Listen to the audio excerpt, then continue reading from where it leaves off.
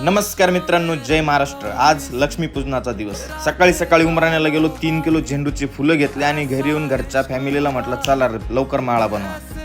आता गाड्या धुवायचा विषय म्हटला ना तर देवळा मालेगाव रस्त्यावर अण्णाश्री ऑटो गॅरेजला आलो। ते आपल्या मित्राचंच गॅरेज आहे। पाटलाकडे इतक्या गाड्या आहेत ना 2-4 टँकर पाणी लागून जाईल, त्यामुळे घरच्या घरी धुणं शक्य नव्हतं। पण मित्र म्हणे पाटील तुम्ही गॅरेजवर आला, आमचं आज गॅरेज धन्य झालं म्हणे। तुम्ही 1 रुपया देऊ नका म्हणे, सगळ्या गाड्या मी फ्रीमध्ये धुवून देतो म्हणे। मग काय घेतलं पिस्टन गन आणि धपाधप सगळ्या गाड्या धुवून टाकल्या भाऊ। त्यातल्या त्याने ट्रॅक्टर जरा जास्तच माकलेलं। मग काय पाटीलनं स्वतः पिस्टन गन हातात घेतली आणि ट्रॅक्टरला पूर्ण खालून वरून धुवून टाकलं भाऊ। मित्र म्हणे आता चला धन्य झालं म्हणे आमचं गॅरेज, चला तुम्ही या म्हणे पाटील।